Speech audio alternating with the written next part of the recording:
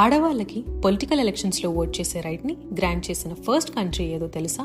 And దీని వెనుక ఉన్న స్టోరీ అండ్ మరిన్ని విషయాలు ఈ వీడియోలో తెలుసుకుందాం.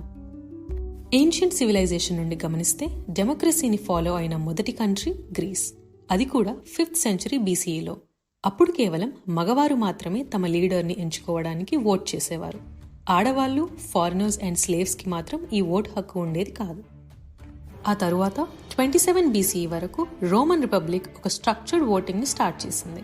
కొన్ని అసెంబ్లీస్ అండ్ కమిటీస్గా ఏర్పడి వెల్త్ మరియు మిలిటరీ స్టేటస్ బట్టి వాళ్ళకి ఓట్ హక్కు ఇచ్చేవారు. ఈ స్పాన్లో కూడా ఆడవాళ్ళకి ఓట్ చేసే రైట్ లేదు. ఇలా సంవత్సరాలు గడిచే కొద్దీ సివిలైజేషన్ అండ్ డెమోక్రసీలో ఎంత మార్పు వచ్చినా పొలిటికల్ ఎలక్షన్స్లో మాత్రం మగవాళ్లే ఓట్ చేసేవారు. 18th సెంచరీలో జరిగిన ఇండస్ట్రియల్ రెవల్యూషన్తో ఆడవాళ్లు కూడా వివిధ రంగాలలో పనిచేయడం మొదలుపెట్టారు.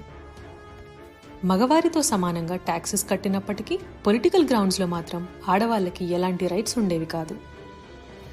ఈ డిఫరెన్సెస్ని ఆడవాళ్ళు వాయిస్ అవుట్ చేసినప్పటికీ ఎలాంటి మార్పు రాలేదు. విమెన్ రైట్స్ని అడ్రస్ చేస్తూ 1792లో మేరీ వోల్స్టోన్క్రాఫ్ట్ అనే ఒక English writer a vindication of the rights of women అనే బుక్ని రాశారు.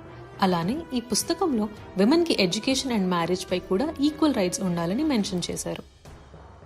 1800స్లో న్యూజిలాండ్కి చెందిన కేట్ షెపర్డ్ అనే ఫీమేల్ యాక్టివిస్ట్ విమెన్ వెల్ఫేర్ కోసం ఫైట్ చేశారు. పొలిటికల్గా ఓట్ చేసే హక్కు రానంత వరకు ఆడవాళ్ళకి ఎలాంటి విషయంలోనూ ఈక్వల్ రైట్స్ రావని చెప్పారు. అలా 1885లో WCTU అనే ఒక విమెన్ ఆర్గనైజేషన్ని స్టార్ట్ చేసి ఓటింగ్కి ఉన్న ఇంపార్టెన్స్ గురించి ఆడవాళ్లలో అవేర్నెస్ క్రియేట్ చేశారు. ఎన్నో articles, news papers and meetings ద్వారా 1893లో విమెన్ సైన్ చేసిన 32,000+ సిగ్నేచర్స్ని ఒక పిటిషన్లా పార్లమెంట్కి సబ్మిట్ చేశారు. అప్పట్లో ఈ సఫ్రేజ్ మూవ్మెంట్ న్యూజిలాండ్లో ఒక సంచలనంగా మారింది. అండ్ పొలిటికల్ ప్రెషర్ వల్ల సెప్టెంబర్ 1893లో ఎలక్టోరల్ యాక్ట్ని పాస్ చేశారు. ఈ యాక్ట్ ప్రకారం మగవాళ్లతో సమానంగా 21 years అండ్ అబవ్ ఉన్న ఆడవాళ్లకి ఓట్ చేసే హక్కు ఉంటుంది. అదే సంవత్సరం నవంబర్లో జరిగిన ఎలక్షన్స్లో 90% ఆఫ్ ఎలిజిబుల్ ఉమెన్ తమ ఓట్ హక్కుని వినియోగించుకున్నారు. అలా న్యూజిలాండ్ విమెన్ ఓటర్స్ని అలో చేసిన ఫస్ట్ కంట్రీగా నిలిచింది. ఇక్కడ ఒక ఇంట్రెస్టింగ్ ఫ్యాక్ట్ ఏంటంటే ఈ మూమెంట్కి కారణమైన కేట్ షెపర్డ్ ఫోటోని 1991లో రిజర్వ్ బ్యాంక్ ఆఫ్ న్యూజిలాండ్ $10 నోట్ మీద ప్రింట్ చేసింది. ఇప్పటికీ ఈ కరెన్సీ నోట్ వాడుకలోనే ఉంది. కొన్ని సంవత్సరాలకి విమెన్ ఓటింగ్ పై అవేర్నెస్ మిగతా కంట్రీస్లో కూడా స్ప్రెడ్ అయింది.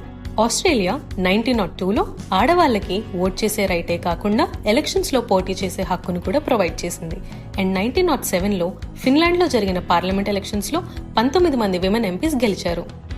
ముఖ్యంగా వరల్డ్ వార్ 1లో లక్షల మంది మగవారు యుద్ధానికి వెళ్లడంతో ఆ టైంలో ఉద్యోగం చేసే ఆడవాళ్ల సంఖ్య కూడా ఎక్కువగా పెరిగింది.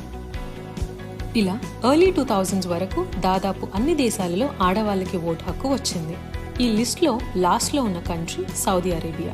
2015లో ఇక్కడ ఉమెన్కి ఓటింగ్ రైట్ వచ్చినప్పటికీ అది కేవలం లోకల్ ఎలక్షన్స్కే పరిమితమైంది. అలా 1800స్లో న్యూజిలాండ్లో స్టార్ట్ అయిన విమెన్ ఓటింగ్ క్యాంపెయిన్ వరల్డ్ అంతా రీచ్ అవ్వడానికి సుమారుగా 120 years పట్టింది. ప్రస్తుతం మన ప్రపంచంలో ఉన్న అన్ని దేశాలలో విమెన్కి ఓట్ చేసే అధికారం ఉంది.